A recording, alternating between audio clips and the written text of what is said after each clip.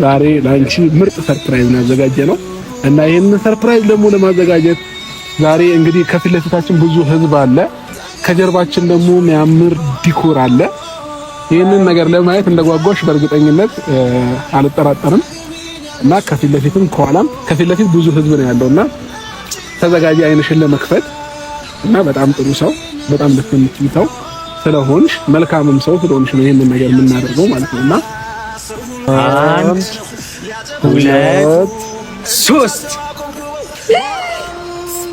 እስከተዛብሽ ያከለፍኩሽ የብቻዬ ውልግባ ክብሬ ያንሲ ደጅ ደጁን ያስረሳሽ ልበልሽ እፎይ እንድል በምን ቋንቋ በምን ፊደል አስምሬበት በቀይ ደሜ እወድሻለሁ።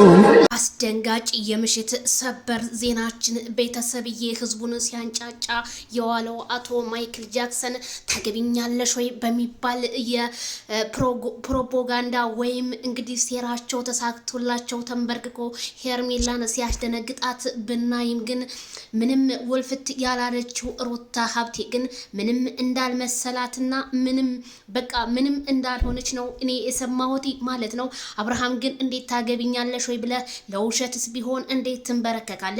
መገር ማይክል ጃክሰን እና እንዲሁም ብሩኬ እና አቤላዬ እንዴት በሩታ ላይ ይሄንን ያህል ሴራ እንዴት ትሰራላችሁ?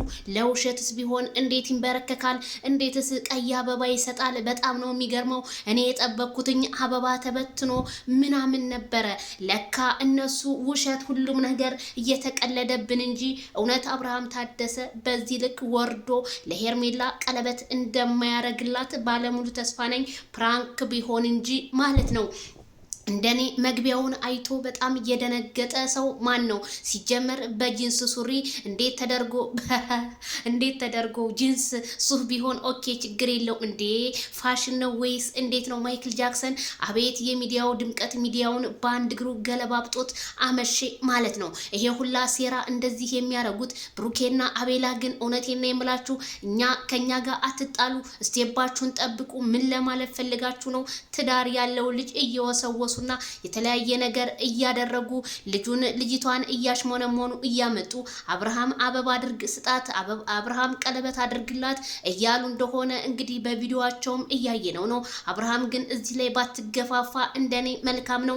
ምክንያቱም ባባዬ ነገጧት ከፍ ሲል አባቴ ለምን እንደዚህ አደረክ በእናቴ ላይ ብሎ ወቀሳ እንዳያመጣብህ እልሃለሁ። ቤተሰብዬ እናንተስ ምን ፈረዳችሁ? ላይክ፣ ሸር፣ ሰብስክራይብ፣ ኮሜንት ባይ